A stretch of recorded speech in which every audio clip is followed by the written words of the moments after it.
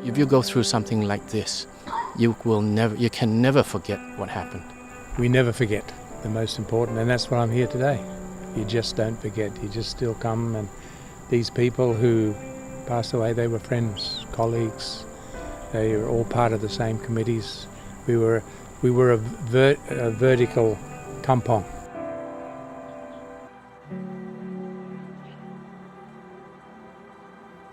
They say buildings have memories. If walls could talk, these would whisper tales of prosperity, devastation and sorrow. Deep within the hills of Ampang, Malaysia, the Highland Towers once stood tall, a beacon of luxury, a testament to progress. But now, its skeletal remains serve only as a warning, a ghost of a tragedy never forgotten.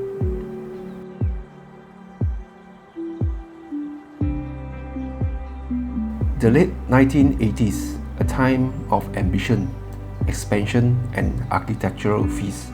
Malaysia's skyline was evolving, and Highland Towers promised elegance, three towering structures overlooking lush greenery, offering exclusivity to those seeking modernity away from the city's rush.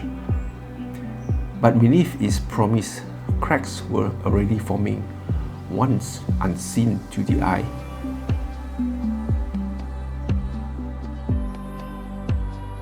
Stories like this remind us how history shapes the present. If you are fascinated by lost places and forgotten tragedies, consider subscribing to stay updated. There's much more awaiting to be uncovered.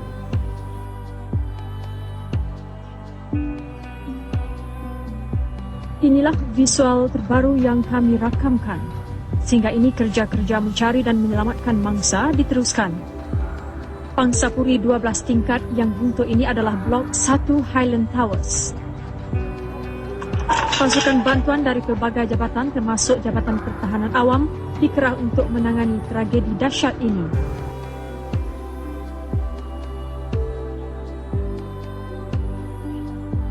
It started as whispers among residents, cracked spider webbing across walls, water ponding in places it shouldn't. A discomfort in the air, the sense that something was wrong. But concerns were drowned by assurances. The towers were built to last, they were told, until one day they weren't.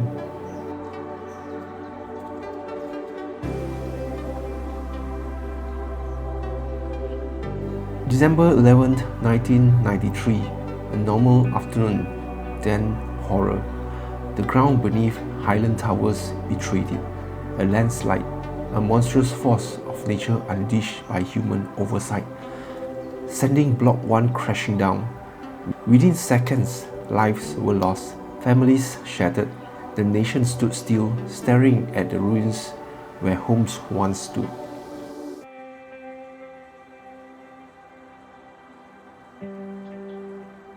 In the aftermath, a race against time began. Malaysia watched in silence as rescuers dug with bare hands, calling out for survivors beneath the rubble. Hope flickered. Some were found pulled from the chaos. But for 48 souls, the towers became their final resting place.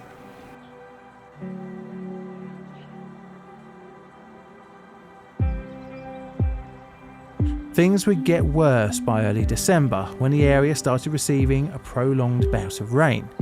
Around this time, the foundations had already been eroded around Tower Number 1. Water was still running down the hillside. Eventually, this undermined the retaining wall behind the towers, and cracks started to appear, followed by its eventual failure. Over 100,000 cubic metres of mud slid down around the sides of Tower Block 1 over the following days. The excessive weight of the mud started cracking the block. Some residents took this as a sign to leave, but sadly not everyone. No efforts to save the building were made, and many of the block's residents just went about their daily business. The foundations of Block 1 were by now only hanging on by a thread until it couldn't take any more of the horizontal load of the mudslide.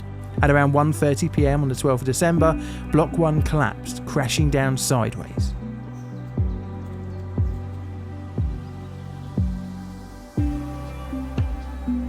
question arose: what gone wrong?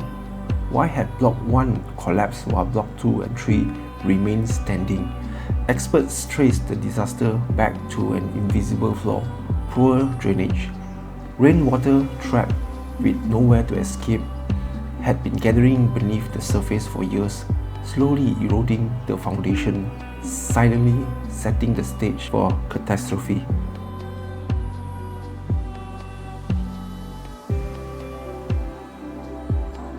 Everyone was involved, had a part in it and were guilty. Some of the residents got back some compensation, but you don't compensate for lives. People who lost their loved ones. What I'd like to see, if they do turn it into a park, it's not just for money. I think it should also give back to the community in terms of beauty, aesthetics, but named after, with different sections of it named after the victims. They might be in the form of special seats, special gazebos, special areas that have their names, their plaques, their photographs on it.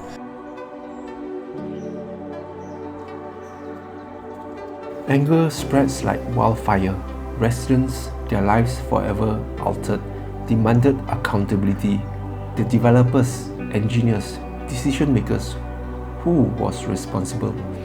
Investigation led to lawsuit, trials and debates, but at the end, no verdict would undo what had already been lost.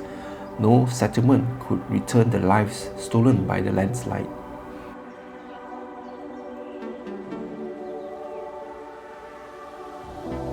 Suasana sedih dan marah menyelubungi majlis ini.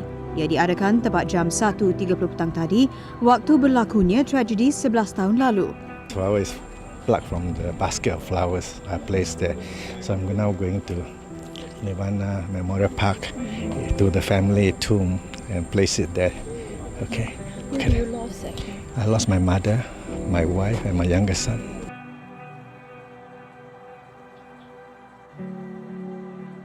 Years pass, the ruin remains. No developer dared to rebuild. The hollow walls filled with silence, save for stories whispered among the locals. The spirit of the lost still walk these corridors, some claim. Shadow move in doorways where no one stood. Was it just superstition? Or was the sorrow of Highland Towers forever trapped within its walls?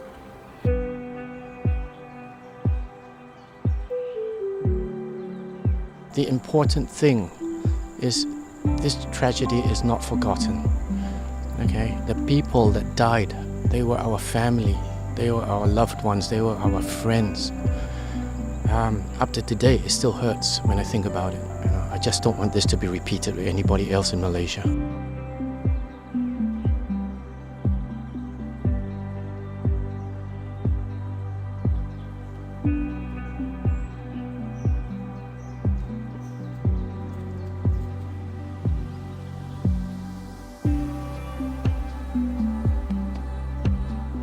A tragedy like this cannot be ignored. The collapse of Highland Towers reshaped Malaysia's approach to hillside development. Engineers now reinforce slopes. Drainage systems undergo rigorous scrutiny, and laws stand firmer against unchecked construction. The ghost of Highland Towers ensured history would not repeat itself.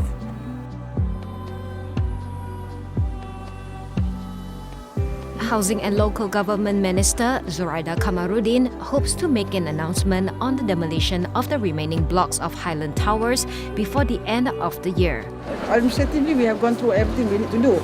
So now we have to go through the state government to acquire the land and pass to MPAJ, right? And then we can demolish the building. So I was targeting end of this year. So I'm pushing MD to make the approval quick and determine the amount of pampasan, not to the people but to the land. Yeah?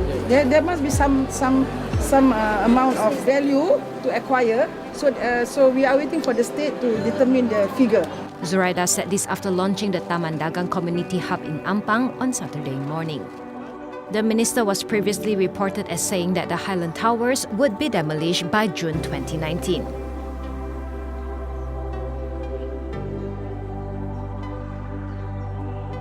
Time may move forward, but some places remain frozen.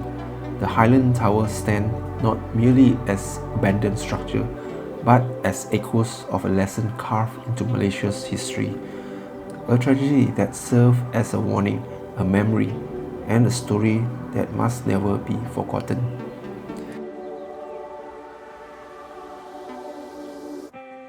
As we close this chapter, let history speak for itself.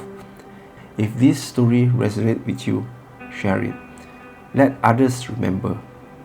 Let the voices of the past carry forward. Subscribe for more untold stories, forgotten places, and histories that demand to be heard. Because some stories should never fade into silence.